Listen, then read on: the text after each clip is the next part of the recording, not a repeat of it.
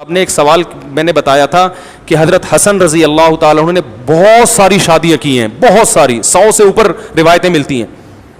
تو اس نے فوراً میں، اور اس کی میں نے ریزن بھی بیان کی تھی، جو الزام ان پہ لگتا ہے اس کو پورا ڈیفائن کیا تھا کہ یہ کوئی توہین نہیں ہے، وہ وجہ کیا تھی ان شادیوں کی وہ بھی بیان کی تھی پوری ڈیٹیل سے. اس نے فوراً میرے خلاف کلپ تیار کیا، میرا مذاق اڑایا، اہل بیت کا دشمن، اور ان کو تو حدیثوں کا نہیں پتہ اور کسی حدیث کی کتاب میں نہیں ہے. پھر اس نے اپنے ایک بیان میں کہا مصنف ابن شیبہ حدیث کی کتاب ہے جس میں یہ روایتیں ہیں، تو اسی میں حضرت حسن کی شادیوں والی روایتیں بھی ایک طرف کہہ رہے کسی حدیث کی کتاب میں نہیں ہے، حالانکہ یہ تو شیعوں نے لکھا ہے، شیعوں کی تاریخی کتابوں میں یہ سب چیزیں ملتی ہیں. شیعہ عالم سے پوچھو وہ کہے گا ہاں ایسا ہے، ایک عامی کو نہیں پتا ہوگا، لیکن کوئی شیعوں کا مستند عالم ہو وہ کہے گا کہ حضرت حسن نے 100 سے زیادہ شادیاں کی، وہ شیعہ مانے گا، کیونکہ تواتر سے ثابت ہے یہ بات، اور حدیث کی کتابوں میں ملتی ہیں یہ چیزیں. اس سوال کا جواب سامنے جو چمچا بیٹھا ہوا ہے اس کو یہ سوال پوچھنے کی اجازت بولو بھائی نہیں ہے. دوسرا سوال، اس نے کہا کہ رفع الیدین نہ کرنے کی جو حدیث ہے ترمذی میں عبداللہ ابن مسعود رضی اللہ عنہ والی، وہ ضعیف ہے دو وجہ سے.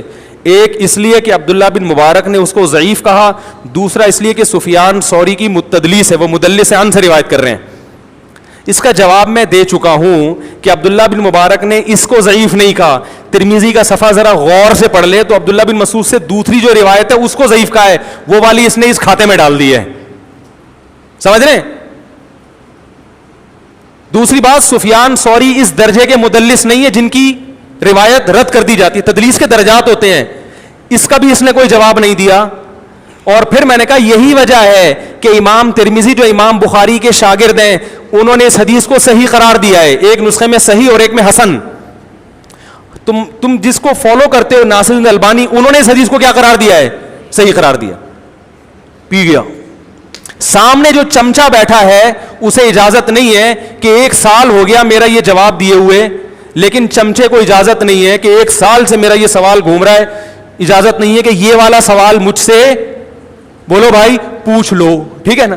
میں نے کہا تھا کسی حدیث میں نہیں ملتا کہ عورت آہستہ لبیک کہے گی، عورت آہستہ صفا مروہ کی سعی نہیں کرے گی. اس نے کہا کہ یہ لو مفتی صاحب حوالہ، کلپ کا نام ہی یہ رکھا ہے. میری تصویریں لگا لگا کے تو اپنے آپ کو پروموٹ کرتا ہی ہے. کبھی مفتی تقی صاحب کی تصویر لگی ہوگی، کبھی مولانا تعلیم میں، کبھی میری تے لگی ہوگی. تو اس کا میں نے سوال کہ کوئی حدیث نہیں، تو حدیث کے بجائے صحابہ کے آثار پیش کر دی، عبداللہ بن عمر کا ارشاد، اور وہ بھی ضعیف. ابن جریج مدلس عن سے روایت کر رہا ہے. اس سوال کا جواب سامنے جو چمچا بیٹھا ہے اسے پوچھنے کی اجازت. اور میں نے کہا تھا اس پر اجماع ہے کہ عورتیں مرد، امام حنیفہ بھی، امام شافعی بھی، امام مالک بھی، امام احمد حنبل بھی قائل ہیں. چاروں فقہ کی، چاروں ائمہ سے جو تواتر سے جو ان کی کتابوں میں نقل چلا آ رہا ہے وہ یہی ہے کہ عورت سمٹ کے نماز پڑھے گی. اجماع خود ایک دلیل ہوتی ہے. اجماع امت خود کیا ہے؟ ایک دلیل ہے. اس کا جواب یہ دیا کہ دیوبندی بریلویوں کا اجماع ہے. ابے یہ امام حنیفہ، امام شافعی ایک دیوبندی بریلویوں کا، اور امام بخاری ایک روایت لے کر آئے کسی تابعیہ یا صحابیہ سے کہ وہ مردوں کی طرح نماز پڑھتی تھی، بس اس کے علاوہ کوئی روایت نہیں ہے. اب دیکھو امام بخاری کے الفاظ کہ وہ مردوں کی طرح پڑھتی تھی، اس سے پتہ چلا کہ اس زمانے میں عورتیں اور مردوں کی نمازیں الگ الگ تھیں.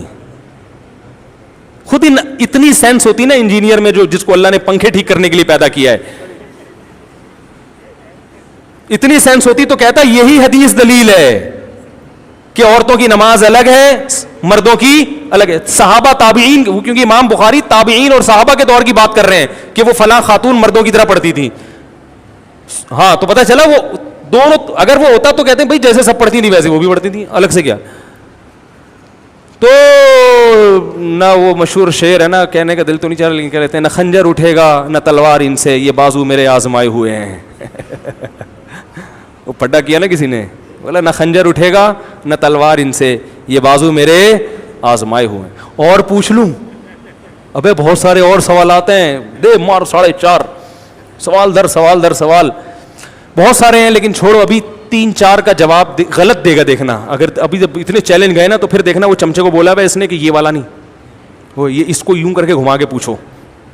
ایک آدمی نے مجھے بتایا کہ میں اس کو جو ای میل کرتا ہوں سوال میں یا کوئی میں سوال بھیجتا ہوں تو یہ اس میں سے کاٹ چھانٹ کر کے اپنے حساب سے بنا کے اس کا جواب دیتا ہے. یہ بالکل ایسے ہے جیسے ایک حکیم صاحب وہ گئے کسی کے پاس، وہ ایک مریض حکیم صاحب کے پاس گیا، پھنسی تھی اس کے. حکیم صاحب نے دوا دے دی. اس نے کہا یہ دوا پھنسی ٹھیک کر دے گی؟ اس نے کہا نہیں. کہا پھر کیا کرے گی؟ یہ پھوڑا بنا دے گی.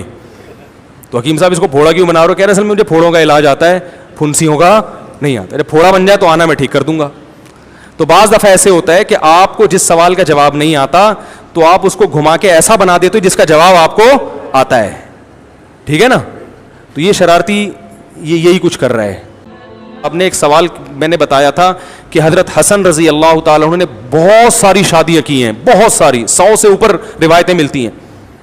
تو اس نے فوراً میں, اور اس کی میں نے ریزن بھی بیان کی تھی, جو الزام ان پہ لگتا ہے اس کو پورا ڈیفائن کیا تھا کہ یہ کوئی توہین نہیں ہے, وہ وجہ کیا تھی ان شادیوں کی وہ بھی بیان کی تھی پوری ڈیٹیل سے. اس نے فوراً میرے خلاف کلپ تیار کیا, میرا مذاق اڑایا, اہل بیت کا دشمن, اور ان کو تو حدیثوں کا نہیں پتا اور کسی حدیث کی کتاب میں نہیں ہے. پھر اس نے اپنے ایک بیان میں کہا مصنف ابن شیبہ حدیث کی کتاب ہے جس میں یہ روایتیں ہیں, تو اسی میں حضرت حسن کی شادیوں والی روایتیں بھی ایک طرف کہہ رہے کسی حدیث کی کتاب میں نہیں ہے, حالانکہ یہ تو شیعوں نے لکھا ہے, شیعوں کی تاریخی کتابوں میں یہ سب چیزیں ملتی ہیں.